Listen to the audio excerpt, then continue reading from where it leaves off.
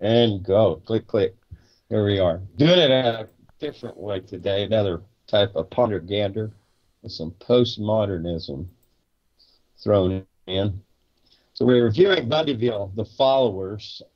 That's part 5 in the podcast series from Leah Satilli and Ryan J. Haas at Oregon Public Broadcasting and Longreads. Well, there's quite a bit that I'm going to run through here. No, thanks. Today. And so a lot of this is going to be considering how the West has been won, or is being won in so many ways. I also want to talk about some of the folks that I got to know personally in my travels, and going out to be a witness out in Bunkerville in 2014, and again this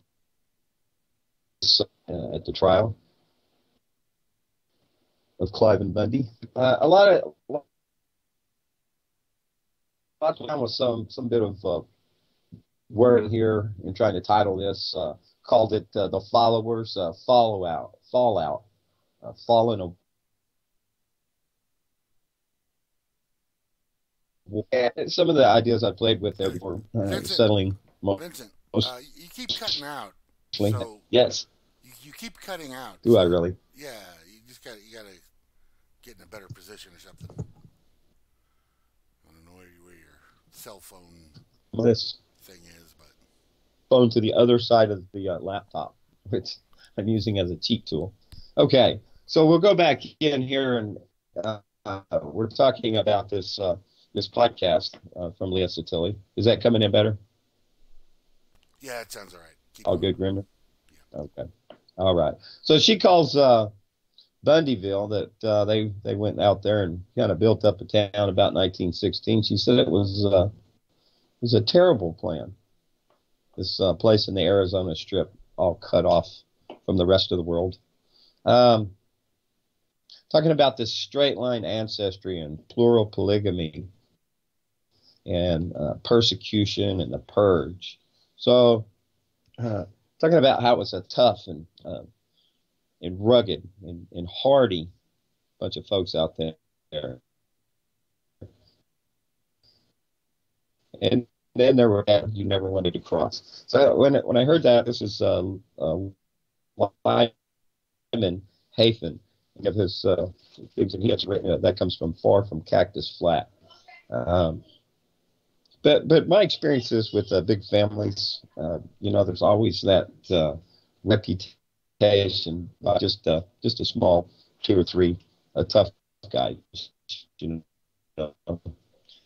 It's a very generic description, I think. Power to attract. He passes the blame onto the people who make a living. And that the control of our food sources are pretty much being consolidated. So I mean, I do see that as removing the cattle as part of that, removing them from the land. And we've talked about how the land is affected, and I think it's proven improve the range, whether it be in the desert or in the grasslands and on up. Thing about that, graze it, log it, or watch it burn. So that's still something I'm not got back to yet, but still pursuing. So have you heard the cattle call? So we're talking about calling followers, and I say that it was a lonely that looking at the way at a point characterized in so many ways, and Clay played football together. He's a pastor. I like to follow along with what he has to post. Yesterday, coincidentally, and Sophie. So I went back, and I'll come to it and read a little bit more about some of this and some examples. I'm going to read the first chapter of from a fellow on Lonesome Dove, and in the 4 books in that series by Larry McMurtry, and look at the postmodernism and how we tell our tales. Let's see here. So yeah, herding ranchers is kind of what I called that. Cattle calling, cowpokes. Let's see where I'm at. And so she talks about how it radiated out, and all folks came together. I would like to talk to you what I know about some of the Bundy, those that came and stood in that. More specifically, she's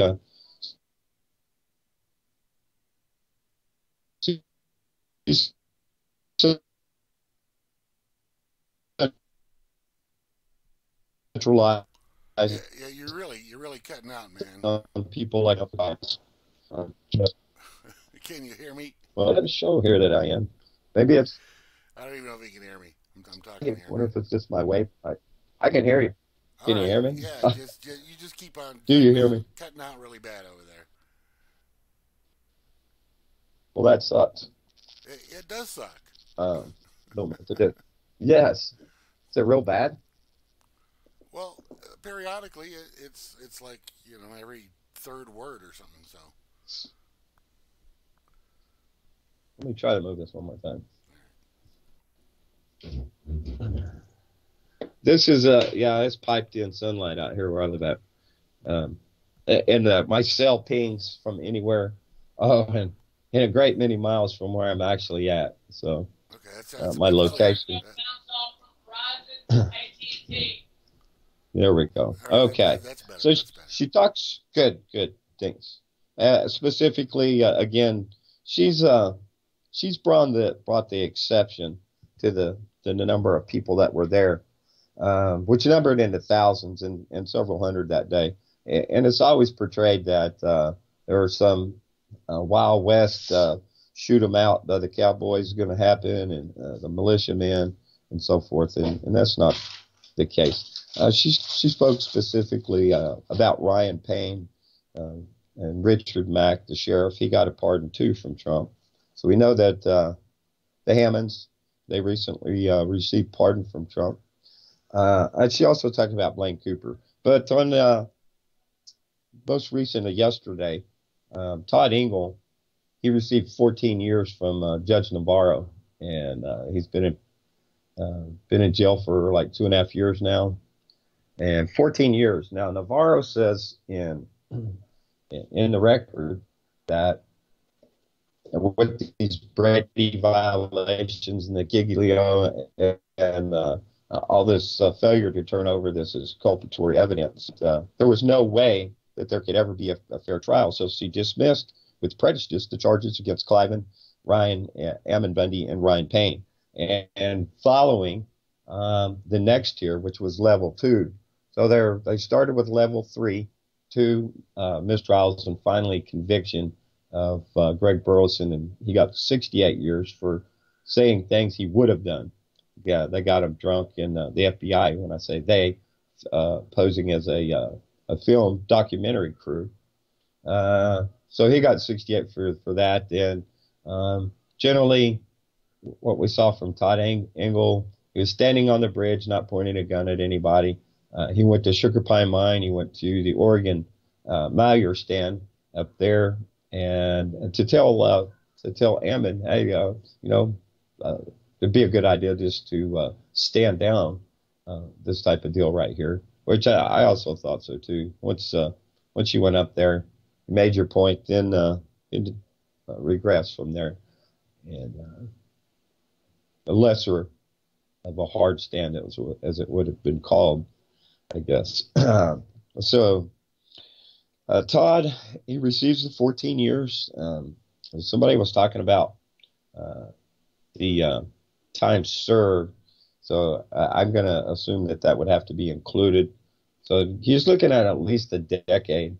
So for 14 years, that'd be about 12.5 years minimum, which is not much give on federal time. You do it nearly day for day. So he's looking at 10 years. But anyway, so Judge Navarro said that this would have prevented a fair trial for for Cliven and his boys in the second and third round. But then we get these convictions that these guys weren't afforded the same evidence. They were denied the same amount of justice as well. So it would have to obviously go to appeal. And, I think probably a couple of years just to get anything going on that. So there he's going to sit, Todd Engel. And the importance, I think, that perhaps this postmodern view of the West might be getting is that it is a bad thing. The hero is yeah. I got more on that, on the heroes, and I'll get back into my notes on that a little bit here. But also saying that not liking society change, and they were forced to follow. They refused to follow. Lead, follow, or get out of the way. John Gruppel talking, and J.J. McNabb, Center for Cyber and Homeland Security. She's had quite a bit to say. She has me blocked on Twitter. I said something to her, but she talks about the seditionist, and then you got Leslie Childers. That's University of North Iowa, and she speaks on the Sagebrush Rebellion and the effects on small ranches and communities thereabouts. Okay, let me flip over a little bit. So this is I'm Vince. Y'all might know me, and we're on Real Liberty Media now, as I failed to announce at the beginning. And this is Bundyville, the followers. So what is all these words and all this storytelling we're hearing? And I'd say that why doesn't somebody tell me what's going on here in plain English? Tell me as if I were a child. That's margin calls. Couple of new places I'm following along just to better learn to communicate and understand how we do communicate between one another here in our world, the society that we share. So from John August and Greg Mazin at Scriptnotes, thanks. And a special thanks to you, Dave, Skater Dude, and Lessons from a Screenwriter. And thanks for the encouraging words also to the Dick and Roscoe Show. And several others over there, and engaged with Hal most especially. So Hal Anthony here at Sundays behind the woodshed for some good learned lessons along the way here in life. Talk about a hero story, and that of sacrifice for the good of the future and future generations. And we encounter cultural myths and why our heroes are different now. So this Wisecrack edition, they speak of God of War, The Last Jedi, Logan, and how something happened to our heroes. The age of the post-hero, and the lone stranger. He rides into town to clean it up, and of course there's the fair maiden's hand and the respect of the townsfolk. It's kind of like the Duke leaking Americana. But now we see the post-Western. It's anti-Western in a sense. It's we see it in some movies with Clint Eastwood and some of the great saints that we've got from him. Dying ain't much of a living, he says. So these guys, they're talking pretty good in how this change has occurred in how we see our hero, that downtrodden, that's been beaten and bruised, and sometimes they have this elixir as we're talking, and whether it be the shot of whiskey in the Western, that shot of courage. It's for shrinking chaos in the quest for peace, from the retired, the worn out, and the old.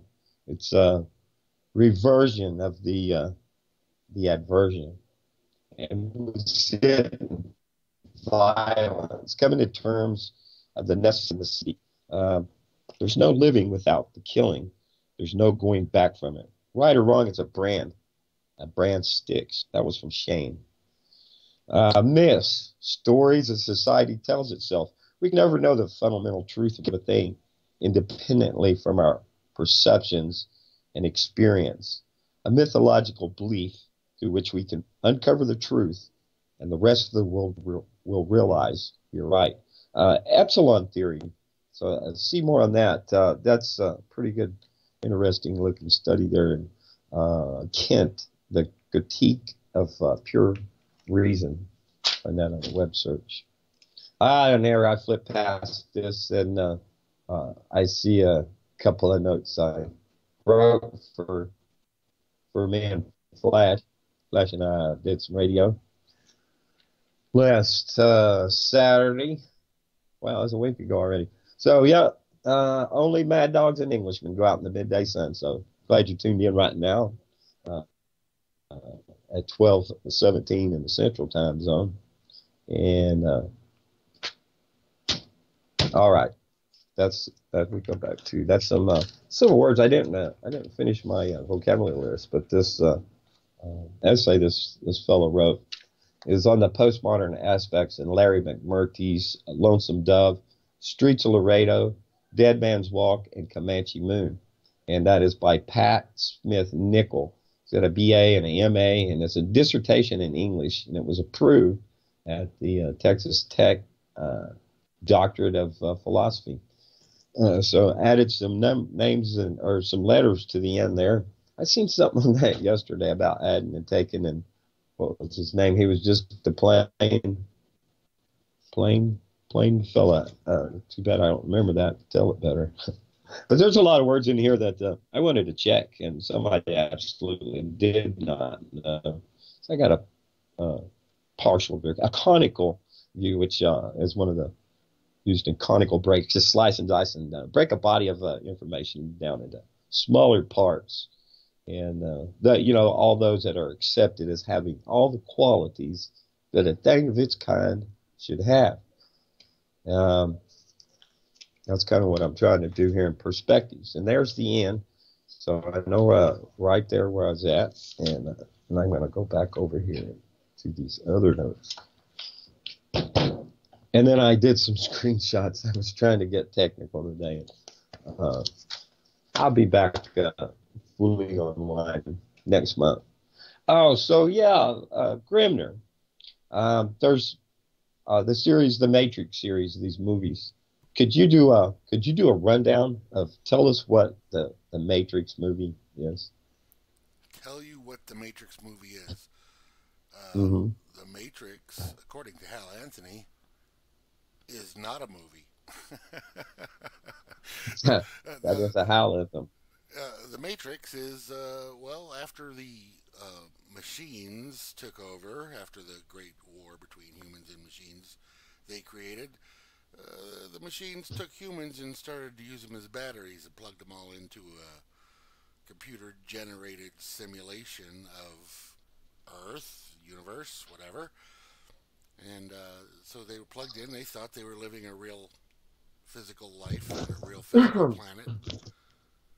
But they weren't, and some people realized they were not living real and escaped from the Matrix by unplugging themselves or getting unplugged by others from the Matrix and sought to down the machines by taking back over and making others realize they were living in the Matrix.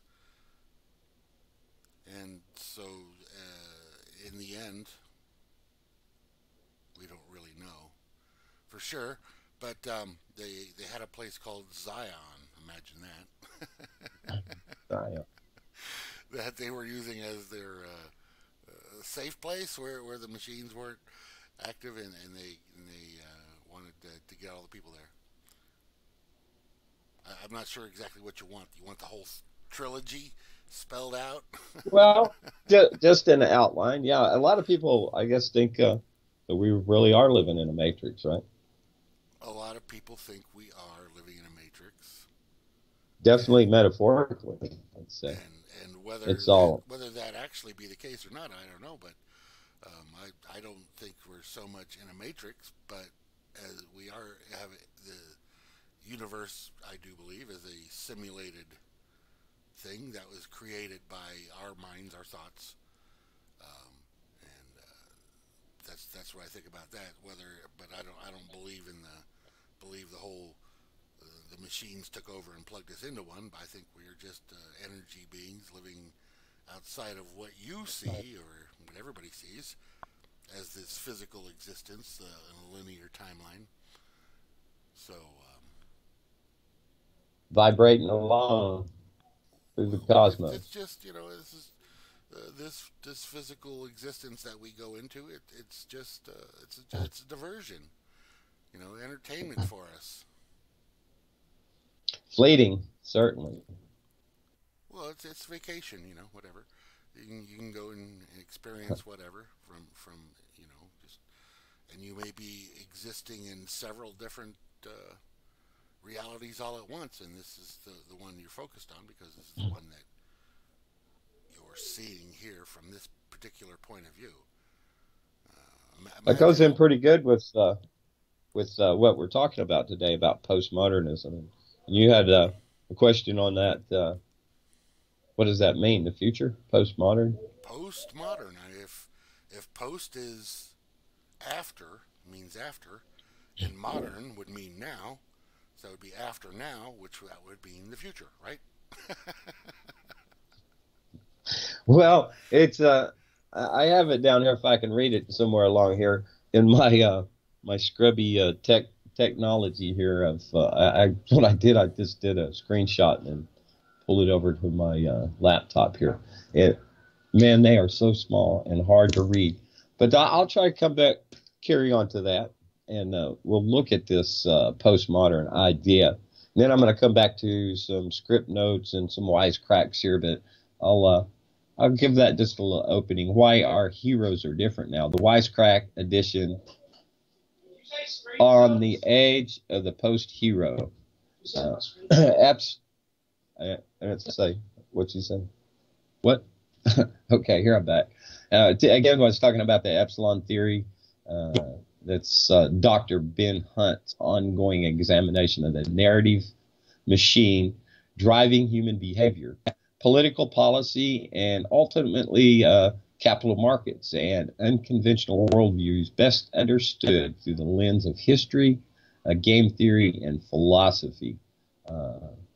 Epsilon Theory myth market.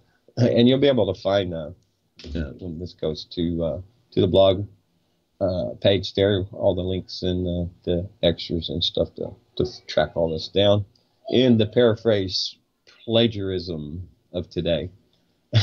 That's me.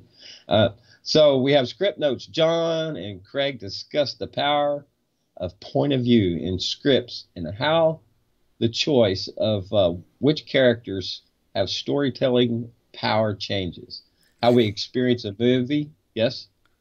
Gooberzilla would like to know what specifically about the Matrix is your question? Oh, I didn't have a question. No, I just wanted it to somebody that knew how to say what it is, say it. So that's why I asked you. I thought you knew. It's pretty much I figured you do. Right. But what would he add? He can add something to that. Tell me what he thinks it means to him or to others, and we'll come back to it here in just a bit. Thanks, Goob. That's my friend Hawk. So here I was. Yes, Epsilon Theory myth. No, I was past that. I was Scriptnotes and down to John and Craig. So at the point of view has a meaningful role in creating mystery, expanding scale, elevating characters, and energizing a story. And that's what we get a lot is it's a story told to us, right? And that's how most of us form our opinions and our perspectives. And that, of course, comes from most generally the paid prostitutes. That's why I see it. Yeah. So we'd like to be able to cut through maybe just see how they do it. And also on the other side where we might see how we're communicating to one another and if we're of a mind to communicate with one another more better. And I think in a lot of ways I'm achieving that with some of the what other people call trolls. I call the patties over on Twitter.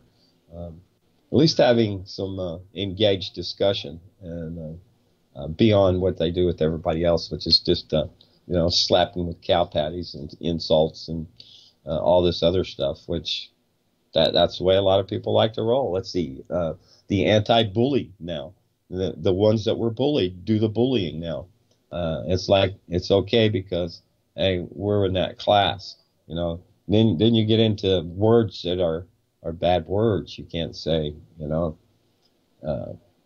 and on to that. But postmodernism presents a threat not only to liberal democracy, but to modernity itself. This is so small.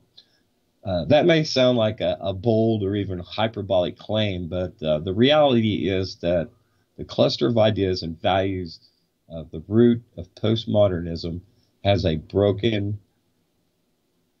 modernism have broken the bonds of academia and gained great cultural power in Western society.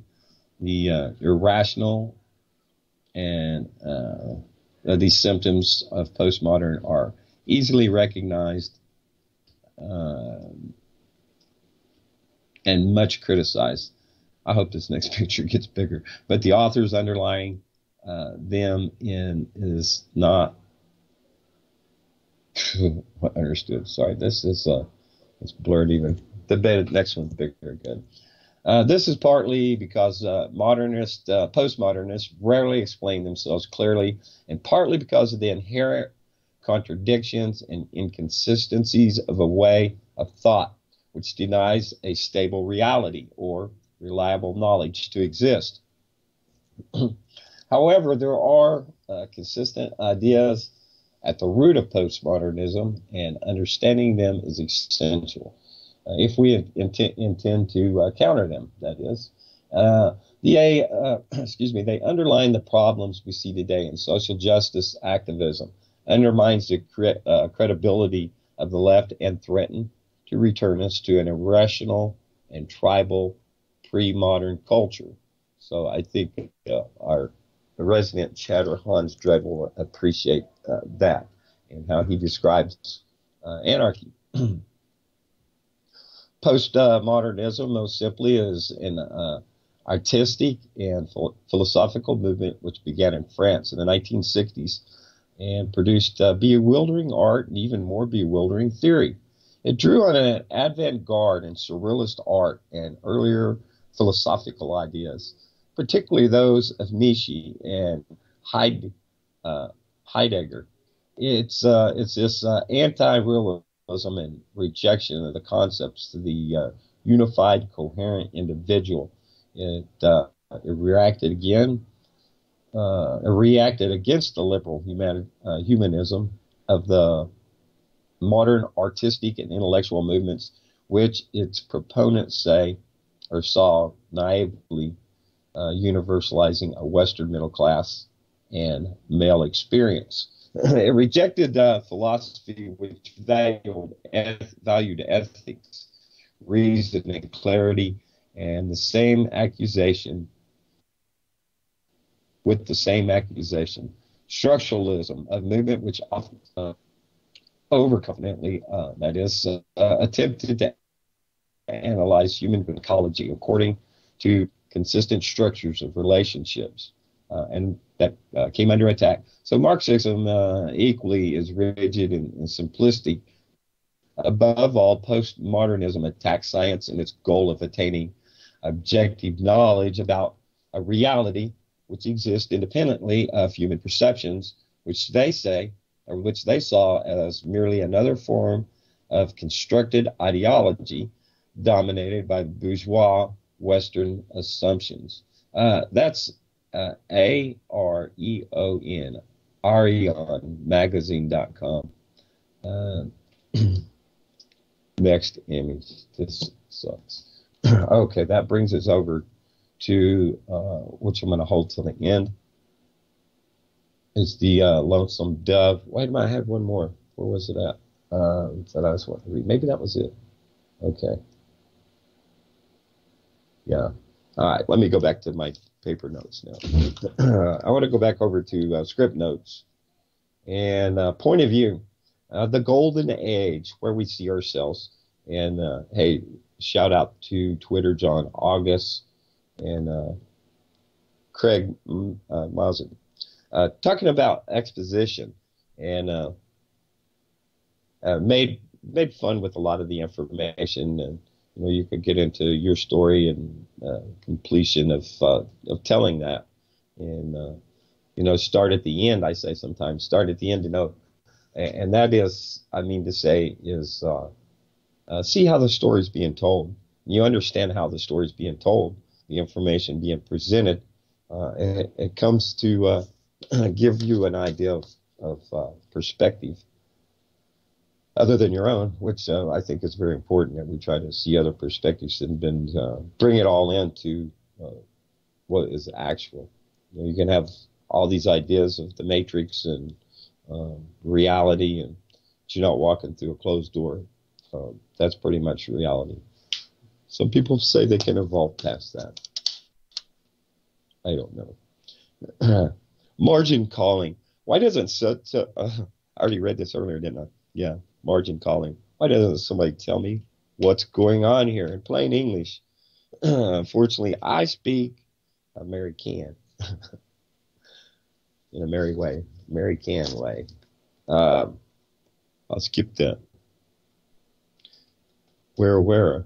The information. Let's see. Okay. I can't take it out of context, can I? So tell me as if I'm a child. People in the story may understand, but the information, they may understand the information, but the audience would not. So be able to explain it. And I'm probably not doing such a great job here, am I, doing that? But conflict in the characters versus straight information dump. And that is to be able to follow along with as a surrogate.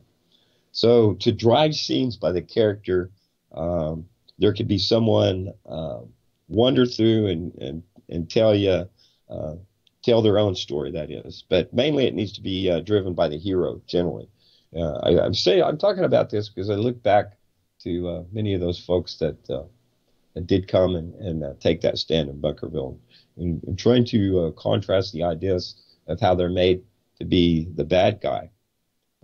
And so this is how Bundyville is driven to tell this story, characterizing them as this loony and fringed and cultish, which is quite, I think, quite the opposite.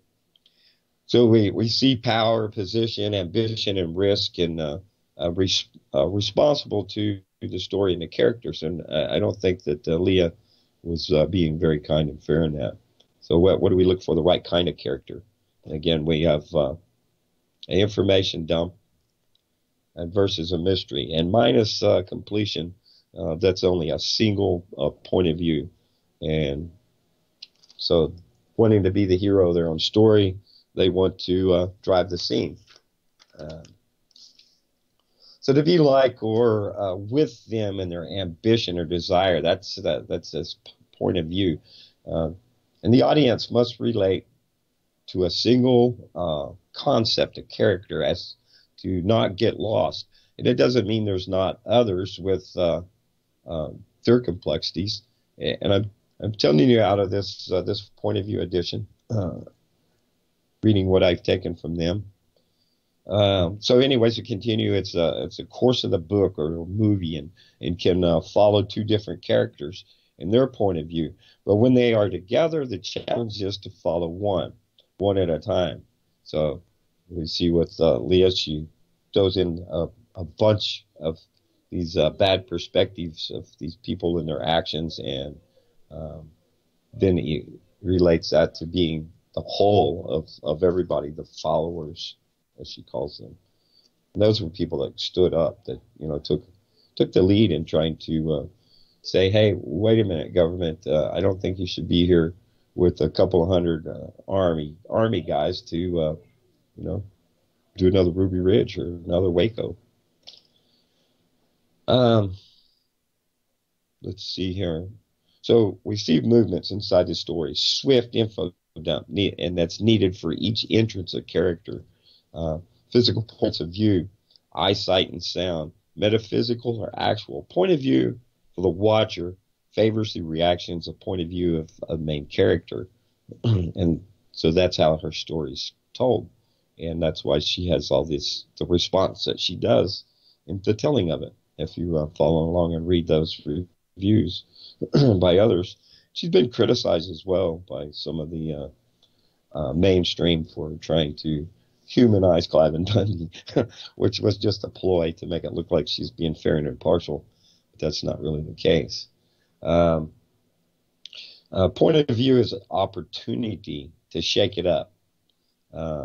Spice, the third person point of view, someone out of the scene, beginning and end of the scene, inserted, and that's what we see with these quotes that from some of these so-called experts and authors and opinion people. That yes, so we have expectations, and one can only conceive one at a time, one point of view at a time. And it's the ease of the watcher and the shift of point of views that gives a jolt of energy. More per point of view per character elevates position as character. So this is how I'm seeing her tell her story, Bundyville. So then if you look at a radical shift to another main character, change of point of view midway, change in the fundamental minor character cannot drive the point of view, and that is what it is perceived. Serving the function, the cliche, right? The stock character needs at least some point of view. So you bring in these other folks with kind of supporting your story you're telling. So you limit the point of view to main character and to follow and see through the eyes and to identify only in the character that the character has. And that limits straying and not knowing what to feel or expect. So when she tries to pigeonhole this idea into Clive and Bundy, and that makes up the everybody. This is how she tells her story. So the limited point of view identifies more easily to what idea you can present. Broaden point of view, expand horizons, expansive horizon to different places and so forth. Epic scale, the hero and the villain in a different point of view. They're talking about here again, this point of view addition. You guys check in for the links in this, and invite you to go over and check these guys out too, and see how I think it's pretty enjoyable to see how stories are told and have a better understanding. So let's see, where am I? How much should the character know? There's less power. There's knowledge means the watcher has more to know, and plus sympathy, not knowing it, if that character will make it through. Some of this doesn't really relate exactly to her telling in so many ways, but it goes to knowing. So the break point of view, who one can feel comfortable to change in the follow of a new point of view, build a wall between a point of view to break later for the shift. That'd be at the intro or tag at the end. So that is relevant right there to set it up as well for the next one is the murders, part 6 in Bundyville. Talking about some obscure stuff and then making that come in to be how this all started on murders. It's all a setup all the way through. So what's in the name? It's in the read and the watch. It's formats. What we really want to see is full disclosure. We got this here from the podcast. Texas Switch. It's the cowboy. It's a cut shot. It's a change of actor to the stuntman. It's the that swap out right there. So stumbling in and what they really want, the Jackman shot, is the two T's. That's from the midriff to the chin right there, and those two T's in the middle. And what is lost to history? Twitter handles. Giving advice. It makes one feel good, even tearing people down. So that's what we find in this new anti-bully, the postmodern hero, the bullied. And it arises in both sides of this issue. Those that were charged in the Bundyville, the Bunkerville standoff and up in Oregon. Those people that come from the lowly. And just like Leah, the guy from Bundy's sketch art, I seen him up there. He just kind of little coy guy that probably was felt picked on, maybe his lifestyle choice and so forth. That's his postmodern view of how we're changing it. That's that Orwellian 1984. How it's being presented now. How do you make black white? Well, postmodernism seems to be helping along some of that. But I do speaking of Lonesome Dove, and maybe we'll come to this in a little bit. One of the greatest westerns I think is one of my favorite, and it's it's a little different. It's not accepted as postmodernism writing, but there's a lot I haven't gotten to. Not sure that I will.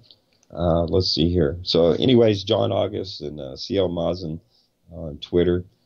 John and Craig discussed the PowerPoint of view in scripts and how the choice of which characters have storytelling power changes how we experience a movie. Point of view has a meaningful role in creating mystery, expanding scale, elevating characters, and energizing a story. Listener questions about Jackman shots, renaming a character in the middle of a story, and supporting a child who writes. Margin Call uses a plain English trope a little differently. That's in the listener's guide, Scriptnotes. At scriptnotes.net, you can get a hold of John through the podcast of Scriptnotes, ask@johnaugust.com. And appreciate the muse there. Let me take a moment.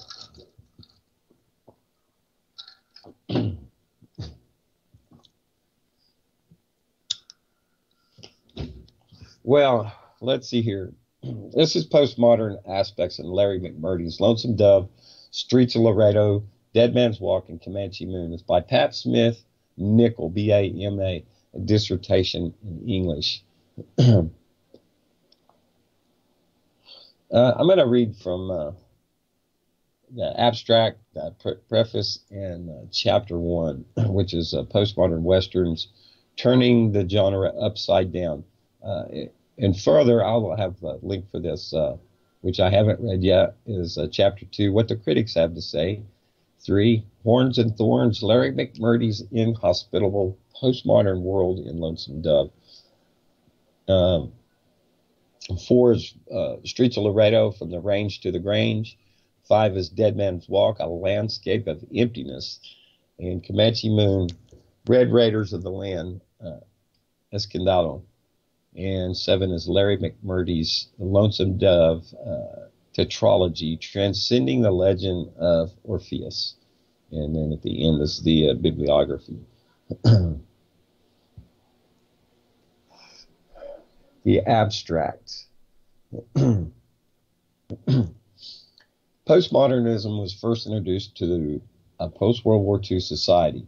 The movement was an attempt to systemize a new wave of literature. The definition described a new self-reflexive, self-aware, dismembered narrative that signaled a conical break, inverting characterizations, plot, and conventions. Definition only applied to a few American writers. The work of Larry McMurtry is neither self-reflexive nor self-aware, but a new interpretation of postmodernism to describe his work, which has been problematic for critics since he began to write.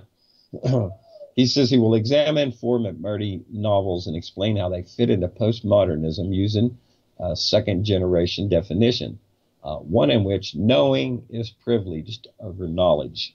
The novels include, as I read above, those 4 books.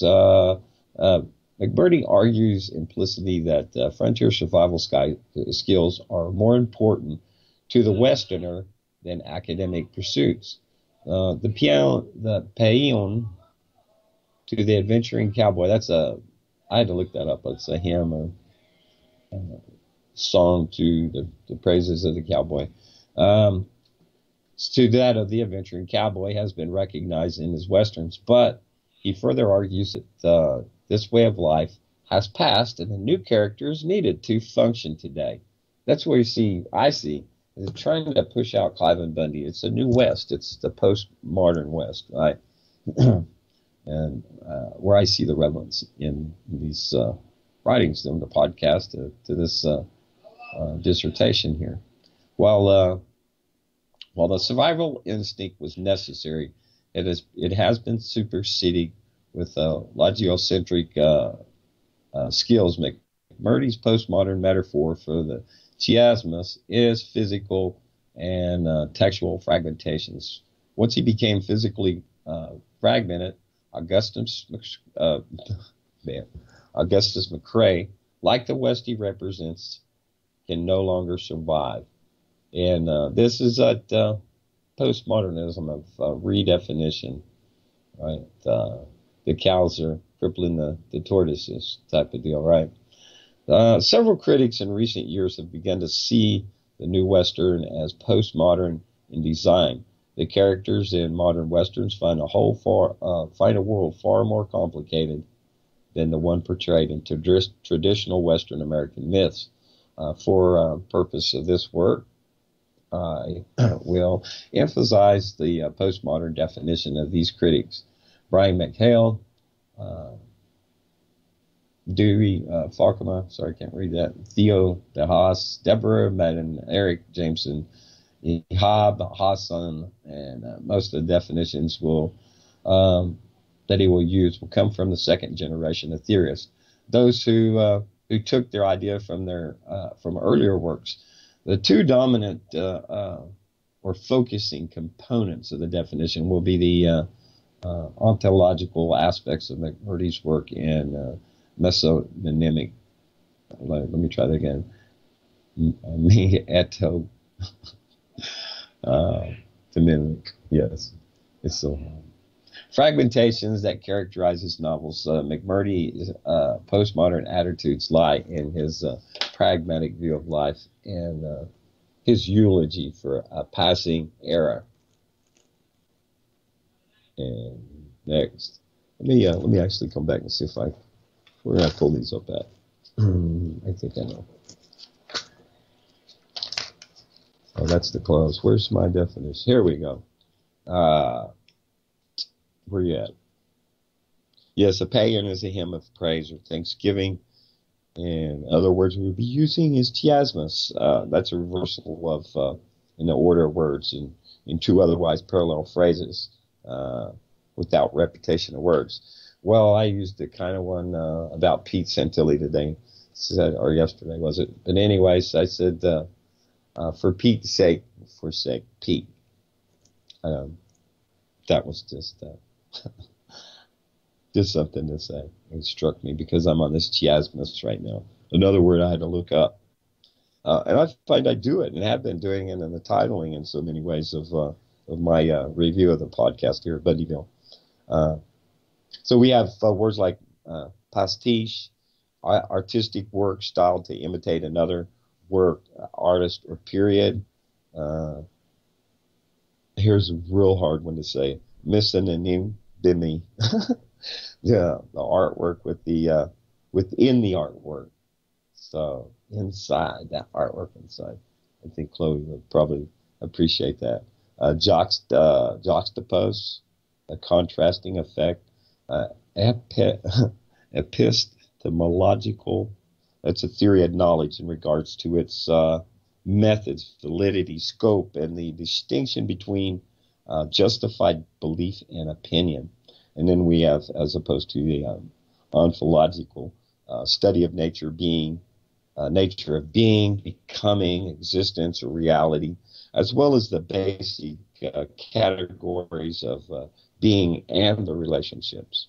And hermeneutic is a method, a theory, or interpretation. And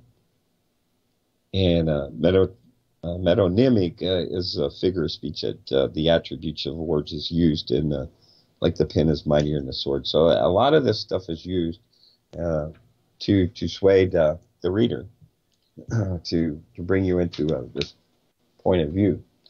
And let's see here, the next page. Yes, I am. It goes on to say at least a decade of this early life was spent on duty, fenced off corner of the Swinson Ranch, the SMS, in Stonewall County, Texas. Scarcely 100 miles northeast in Archer County, Texas, lived Larry McMurdy, 6 years older and light years ahead of me, understanding where we were and what was happening in the place we both lived. He saw Western movies portray the gun as an icon of the cowboy rather than the horse, which he recognized as the true attraction. He objected perhaps to the portrayal of our ancestors that he saw in film and fiction. The passing of the West was an issue McMurdy used as a background motive for his first novel published in 1961, Horsemen Passed By. He would return to the idea in Leaving Cheyenne and then explored even more fully in Lonesome Dove. From the time he began it, McMurdy spent more than 2 decades intermittently in writing his Pulitzer Prize-winning epic Western novel, Lonesome Dove. It was begun as a movie script for John Wayne, James Stewart, and Henry Fonda, and abandoned when John Wayne failed to appreciate its story. McMurdy and his ambivalence toward his home state had been well documented. He recognized early the empty page at his home, but the West as his heritage. I missed the ranching life by the width of a generation, he says, and I was growing up, heard the as I was growing up, heard the whistle of its departure. Not long after I entered the pastures of the empty page, I realized the place where all my stories start is in the heart, faced suddenly with the loss of its country, its customary and legendary range. Chiamas has been traditionally a major motive in his writings. And my view here is terrible. Maybe I should have blowed it up. Let me try it just a little bit.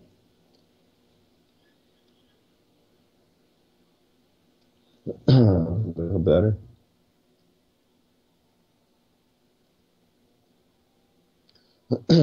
Okay, sorry. McMurdy's novels are characterized by the same ambiguity that drives him. In his work, a few clear-cut distinctions exist. I believe an understanding of the conditions in Texas in the 1870s could further an appreciation of McMurdy's Lonesome Dove novels.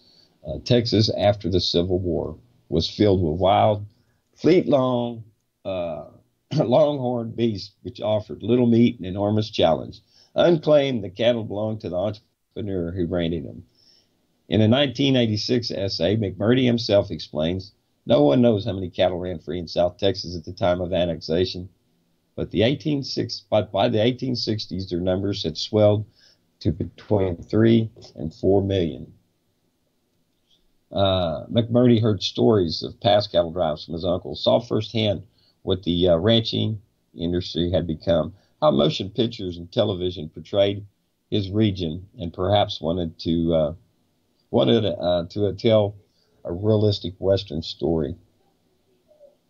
I wonder. See, I learned quite a bit in the reading of this, and I think we'll round out uh, and bring this to a close here, and bring these links back. I think I want to do a follow up because I really didn't talk about those folks that I know from there, and I'd like to do that. But just get an hour today.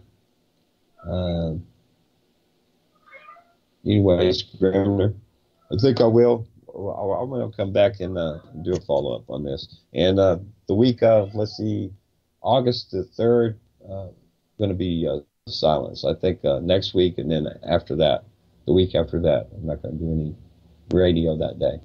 And so be about the 10th of August, I'll come back with part 6 in the Bundyville series. So here we go. Grandma, I'll get you all my information copied over to you for the blog, and appreciate you carrying me. Yeah, no problem, man. I don't know if I'm feeling postmodern yet, but all right. Maybe if you read the blog, you'll make better sense of it. Okay. All right. Thanks everybody for listening. Did Goober ever come back with to tell me about the Matrix? If he did, I missed it. All righty. All righty. Well, thanks everybody. And, all right, thanks, Vincent. See more later. Appreciate it. And later on this afternoon, in case anybody's wondering, we got Grammy at 7 Eastern. 7 Eastern? Yeah, 7 Eastern. And we got, it'll be the Balls to the Wall show tonight. Moose Girl's got a concert to go to, so it'll be just me and you all on the Balls to the Wall program tomorrow. You going to be around, Vinny, for the dork table? I'm thinking maybe not. Actually, I'll finalize. I think I got something going, but I'm gonna I maybe come in for an hour, anyways. Perhaps let me get back in the morning to you there, Flash and Rooney. Get back in the morning. Nothing booty. like you stretch it right to the end, man. All right. I am. All right, and then on Sunday, of course, the Blues at noon Eastern. And Hal Anthony at 3 Eastern, noon o'clock Pacific, behind the woodshed. And I guess that's all. Dabba dabba dabba. That's all. Yabba dabba do. Have a great day, y'all. Thanks, now. Bye-bye. Peace.